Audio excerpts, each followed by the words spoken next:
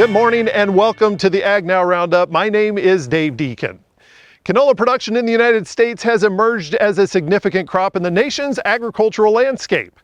It's grown mainly for its high-quality oil, and canola is known for its versatility and health benefits. Now, when it comes to production, canola is used as a source for biofuels, rotational crops, and enriching soil quality. With its ability to adapt to various climates, canola is grown from Texas and Oklahoma well into Canada, as well as states across the Northwestern United States. We'll talk with Dr. Anitha Chirumamilla from North Dakota State University about canola production across the northern United States, and Dale Whaley from Washington State University about canola production in the Pacific Northwest.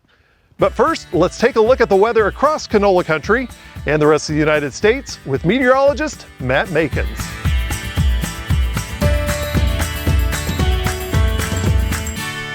Matt Makins here with this week's AgNow weather report.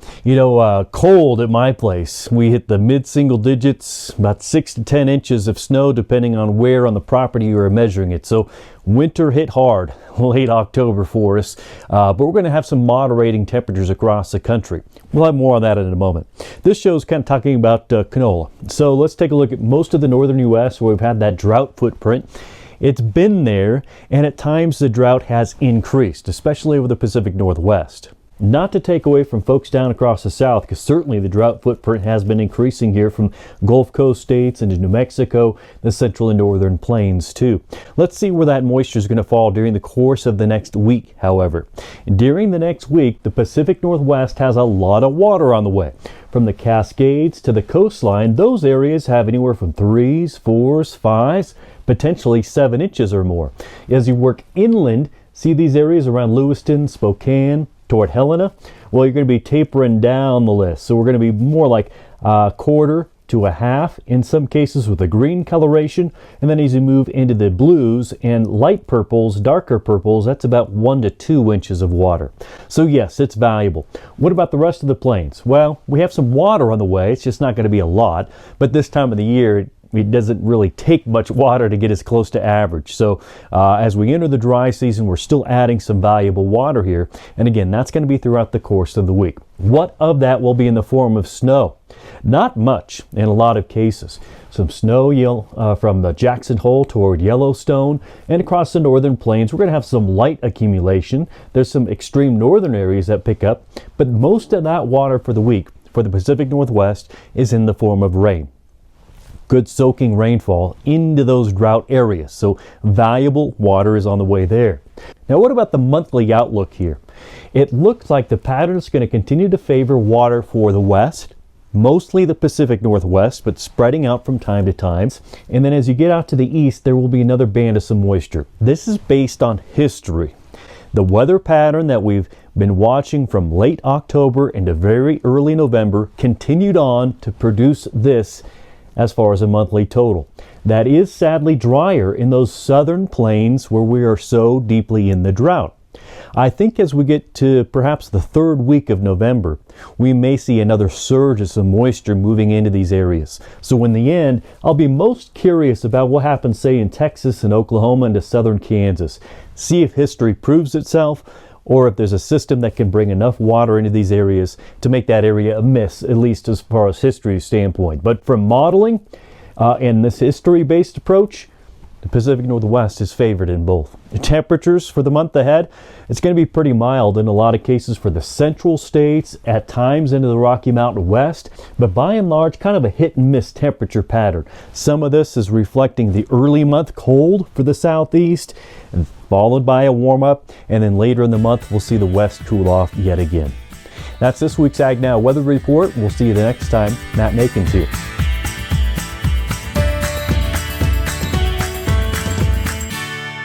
Oh, thank you so much, Matt. Canola first made its way into Canadian soil in 1974 and then south into the United States in the late 1980s and has become a staple of oilseed production across the world. As a broadleaf, farmers introduced it into crop rotations for its ability to be used for cleaning grass weeds from wheatland while still producing a cash crop. At one point, canola production was robust across much of the United States, reaching all the way down into the southern Great Plains, but most recently, Canola production has centered in the northern part of the United States. And what better place to start this conversation about canola than North Dakota and North Dakota State University's Dr. Anitha Chirumamilla. Dr. Chirumamilla, just let's dive in. Tell me about canola production across your state. Yeah, canola, I don't know how many of you know, but North Dakota is the number one producer of canola in US, and within North Dakota, Cavalier County is the number one county, or we have the largest acres of producing canola because the weather is so good in this area that is so congenial for canola production. It's a perfect fit for this crop to be grown in this area, and we have the farmers adopted it fairly quickly, and they've been growing since almost more than a decade, and it's been a fantastic crop in our area, giving us good yields and good profit. Whenever a producer is thinking about moving into canola, what are some things that they need to be taking into consideration? I think weather plays a major role in this selection of the crop. Canola likes that cool conditions during its early stage of the crop. So I think that plays a very important role. And pH of the soil, the soil can be anywhere from medium to like clay, heavy soils. It does very good in those soils. Light soils and sandy soils, I don't think that would be a good one. Soil should be fairly, it does require a lot of nutrients, so fairly good fertile soils. pH is anywhere between 7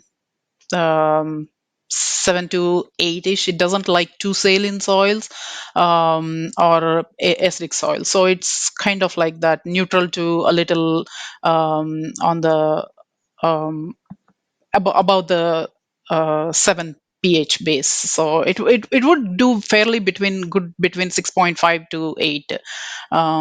So I think those are the conditions you need to look for, and it pretty much does very well in those conditions. You're an entomologist by trade. What kind of issues do you see with insect pressure in the canola fields?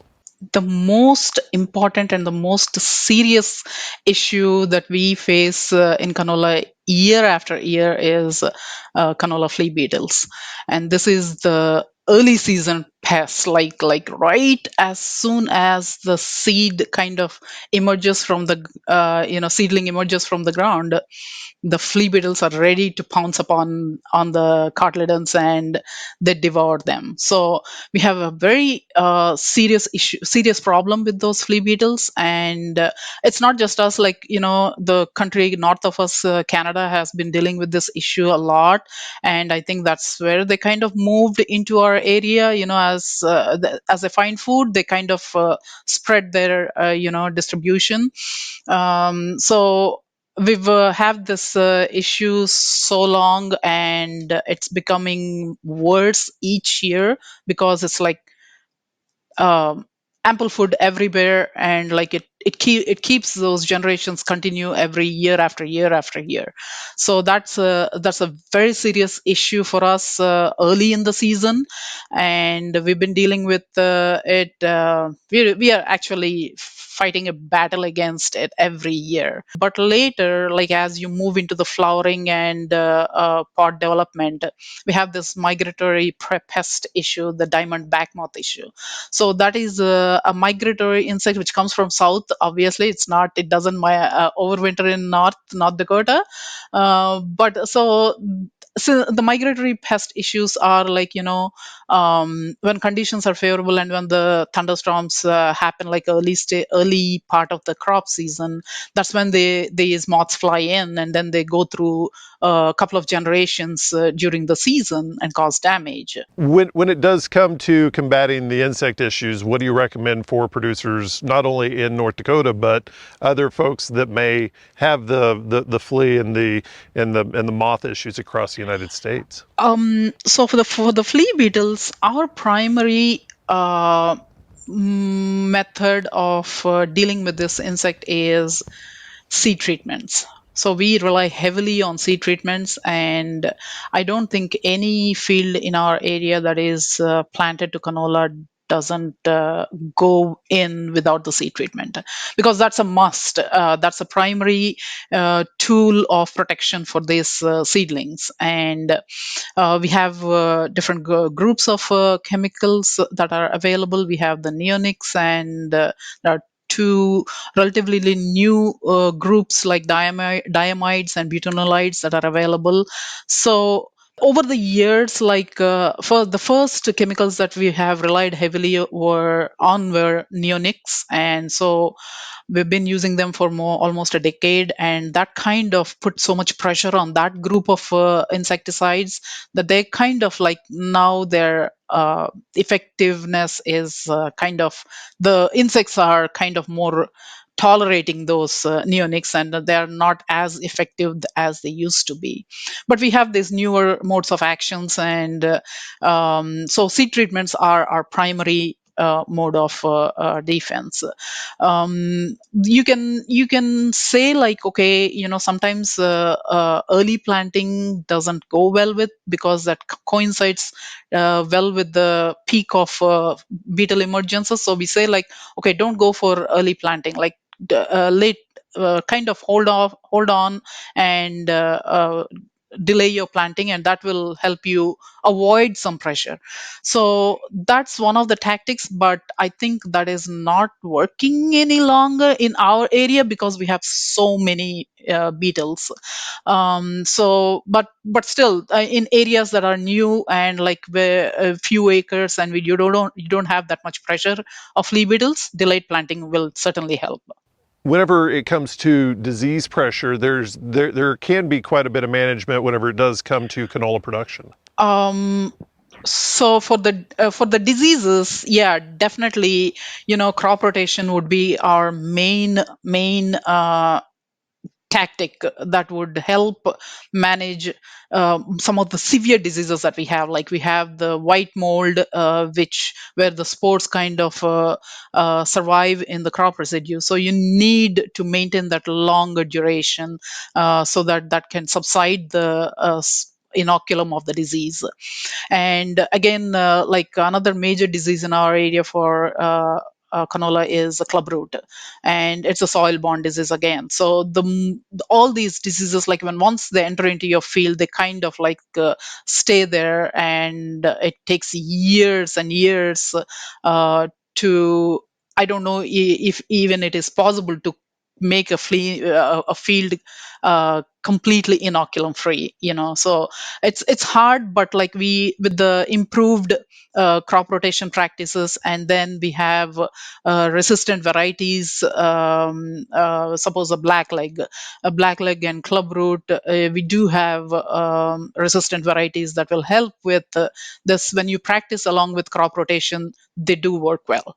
And then we have fungicides for diseases like white mold, and uh, uh, there are fungicides that would help, but like for diseases like clubroot, there are no fungicides. So you have to use all the tools that you have in your disposal and use them wisely. Know the disease and know their life cycle, and know which tools work for them and use them judiciously. Especially in North Dakota, what are some of the crop rotations that work best with canola? We are very fortunate to have very good crop rotations. We do like small grain broadleaf, and so we have like canola, wheat, and then go to soybeans, and then come back to wheat, and then like we have a very good crop rotation, and we have diversity in our in our crops that helps with not just diseases and insects but also weeds. Is that you need to consider that factor too, that will help. And crop rotation is our best tactics to minimize many of the pest issues we have. When do the seeds go in the ground, and when it's harvest? Um, well, that is variable every year. Okay, let me start with that. Because I say that because this year we had a snowstorm in April. So it's like ours is so variable. So we had snow sitting on the ground for almost like late April. So sometimes you will be lucky that the as soon as the ground warms up, sometimes some years farmers have planted in late April. Because that's the history of growing canola in our area, is like get in as soon as you can so that you can take the advantage of that cool conditions. So that has been and the history. So the farmers used to go in as early as late April, but like now, when the conditions are not favorable and you have snow sitting on the ground, so you have to just push it back. And this year it was actually like in the second week of May. Wow. So it's like it's been pushed, and like our trials were planted on the third week of May, like May 21st was the day we planted.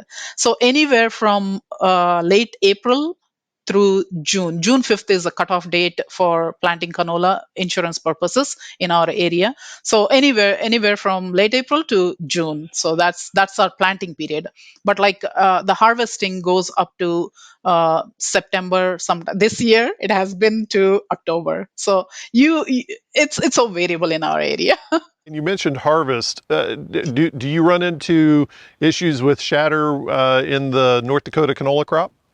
Definitely, that is one of our major issues. Used to be in the earlier years of growing canola. However, the technology and the breeding has improved the varieties. Like now, we have more shatter-resistant varieties that are available.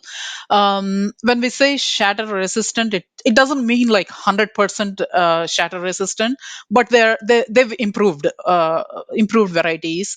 So in the earlier years, the main method of harvesting canola was swathing. Like we used to do the swathing, but now with these improved varieties, they are going for more straight combining because they are more resistant to shatter, and so that extends the harvesting time, and they can wait for the perfect time for combining, so that you will get a better quality seed, less green seed, all these better oil content of the seeds. So it's a improvement of the varieties, as well as like we the technology we have, like with the combining, straight combining. So so that in that way we kind of were able to minimize those shattering losses. Are you conducting any research into the future of canola across North Dakota? I am involved in testing the efficacy of those seed treatments, like or how are they still holding up, or like are just the seed treatments enough? Is just one mode of action enough, or like we need seed treatments along with the foliar spray? So I'm doing that trial, and I'm very excited to share those results.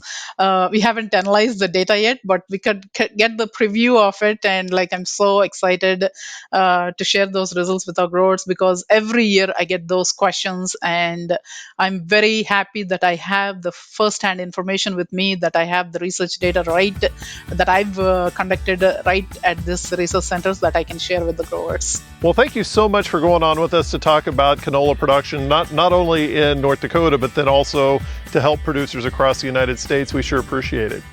Thank you so much, Dave. And we move from North Dakota to Washington State, and we have Dale Whaley with the Washington State Extension Service. And Dale, when it comes to canola in your corner of the world, what type of questions do you get from canola producers?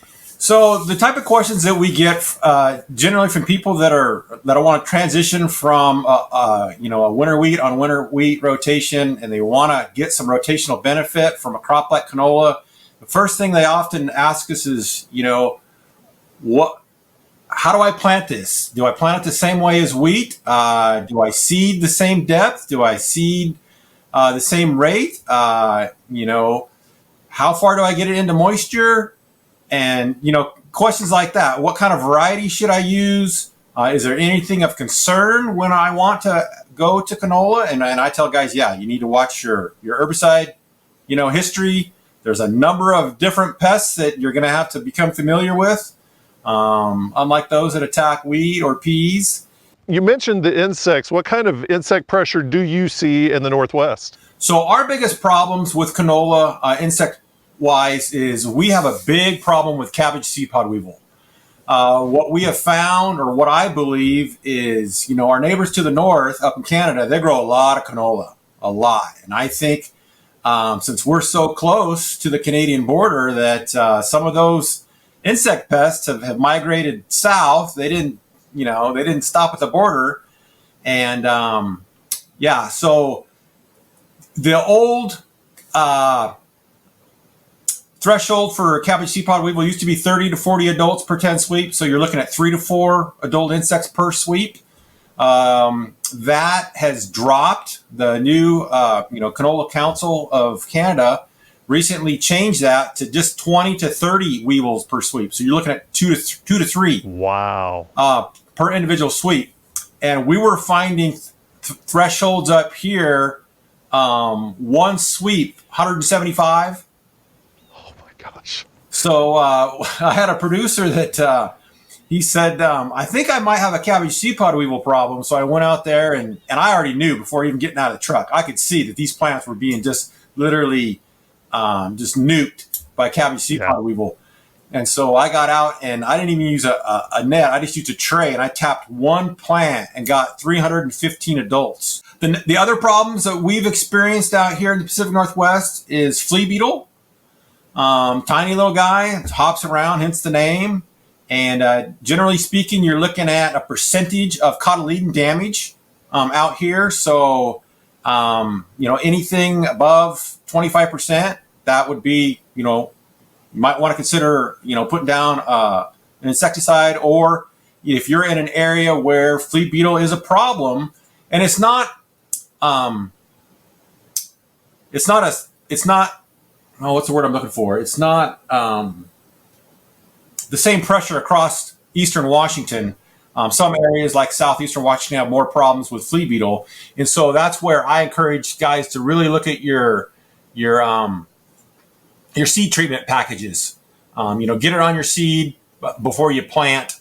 The other two insect problems that we've seen is grasshoppers this last year. It's not a problem every year, but last year, this past summer, I should say, was off the charts. The threshold is 8 to 12 adults per square meter, and I was at 27 to 40. Wow. Grasshoppers, and they will come in if you got young cotyledons that just popped out of the ground. They will come in and literally just mow that right to the ground. And you really got to pay attention to grasshoppers. And then the last two insect problems that we've experienced are cabbage aphid, and then this last year diamondback moth. More so in spring canola, but I did see a fair amount of damage in winter canola. The diamondback moth populations were crazy. We were exceeding, over 200 to 300 larvae per square meter. A lot of producers do integrate canola into a wheat rotation or some other grass rotation. What advice do you have for folks across the Pacific Northwest who are looking at canola in an instance like that? So the rotational benefits are huge that we have found. So out in our area, we have what we call the plow pan or the hard pan, our tillage pan, and we have seen where canola, because of that real big taproot, can actually chip away at that and increase our water infiltration. And because we're in well, they say it's 7 to 12 inch rainfall, but I think it's more like 6 to 10 in places. So we don't have a lot of moisture. Right. And so every inch is critical. And so when we get those timely rains or that snow melt, we don't want that to run off. We want that to get into the soil. And so we have found where canola has really increased the water infiltration for subsequent crops. We have also found that canola is a good rotation for, obviously, pest problems of wheat, like Hessian fly or some other things. I have cautioned growers that, if you're coming out of CRP, which we have a lot of conservation reserve program acres up here, and you want to go in to a wheat or a canola, you better be mindful of wireworms, because wireworms, they're in that CRP grass and they like to attack canola. They also like to attack wheat. So again, it's, be mindful of, well, if I'm going to plant a new crop, maybe I want to invest in a seed treatment. And so that's one thing that I tell guys to consider. Whenever it comes to harvest time, do you have to terminate the crop, or what steps do you take towards the harvest season? So when it comes to harvest, what I tell guys to do is slow down. This isn't your father's wheat. If I've seen guys just blow through fields and they're like, "Where's all my canola?" Well, it's all on the ground. And the other thing that I have cautioned people on is, we had one producer out here and we encouraged him because he had a great looking stand. We try to shoot, if we get 2,000 pounds per acre out here, we're really excited. Because we've seen in the beginning yields, 700, 800 pounds. And I think our highest yield on record out here is almost 3,500. So that's phenomenal. And if you do the math, if you compare it with winter wheat would have to be like $15 a bushel or something like that. I mean, and clearly that's not the price out here in the Pacific Northwest. I think we're at like, I don't know, 680, I think right now. I haven't checked lately, but yeah, with canola, again, there's just a number of rotational benefits, water infiltration. Yeah, it's just a great crop we have found. And what I'm trying to get at is, so we started to look at those, trying to put those rotational benefits to dollar figures. And we had one producer who did nothing else but add canola to his rotation, and he gained 21 bushel per acre. Wow. Winter wheat. That's amazing. Because essentially what he was doing is, we were also utilizing, and another great utilization of canola is weed management. So, now we're using a broadleaf crop to help control those plants, those weeds that dominate in our, cereal crops. So, our downy bromes, our farrow rye, and that's what this producer had a problem with, was farrow rye. And so he was able to use canola, clean up the farrow rye, follow that with winter wheat, no more weed pressure, 21 bushel gain. That's amazing, and still make a crop off of it. Be able to make a profit off of that crop. Oh yeah. So to answer your question, so do we do anything special out here? No, we don't. We plant the crop in the fall. We really watch our moisture. Try to get that, half inch to an inch into moisture, and then hopefully it survives the winter. And then, come, the month of late July, August, they go in and they just, they don't do a burn down or anything. They just harvest it just like they would wheat. It's just, we want those guys to really slow down. And then the other thing that one producer learned real quickly, as canola, it's a tiny little seed. It's not like a kernel of wheat. And if you have a hole in your truck, your transport truck, to the elevator, that'll pour out like water. And so we've had a lot of guys invest in duct tape. Right. Otherwise, the side of the road has a nice row of yellow flowers in the spring. Absolutely. Whenever it does come to the expansion of the crop, are you seeing a lot of interest from producers across the area? Whenever they do look at canola, are they thinking it as a way to clean up their wheat, or are they looking at it as just another cash crop? Yeah. So again, good question, Dave. So yeah, so they're doing it to clean up weed problems, and secondly, as a cash crop. We have seen producers make more money on winter canola than on their winter wheat crop, and we have seen canola go from one producer planting 700 acres to over 30 producers planting, close to 15,000, 16,000 acres across just Douglas County. So that doesn't include neighboring counties, like out here, Lincoln, Adams, Spokane, Whitman. So yeah, so a huge increase in crop rotation and crop diversity out here in the Pacific Northwest. What makes the eastern side of Washington such a great environment for the canola crop? So, well, one, we have in places we have decent soil. We had a lot of, at one point there was a mile thickness of ice, from the glaciers. And so we have a lot of rocks, but if you can pick those rocks and find fields that have good soil, we can have really good canola crops. I mentioned the moisture. The moisture is very limited because we sit in the rain shadow of the Cascade Mountain Range here in Washington State. And so, and what's crazy is you can just go, 150 miles and, parts of the state are at 28 inches of rainfall. Well, like I said earlier, we're 6 to maybe 11, maybe 10. And so it's very, very limited. We have, canola likes warm temperatures, and we have warm temperatures provided you're not seeding. If you're expected triple digits, we recommend don't seed, because those little cotyledons that pop out, they're not going to like that really, really hot temperature. But we're just blessed to just have an area that canola, like I said, we've seen a maximum yield of almost 3,500 pounds. That's remarkable. Well, Dale, thank you so much for going on with us to talk about the second largest canola producing state, being Washington State. We appreciate it.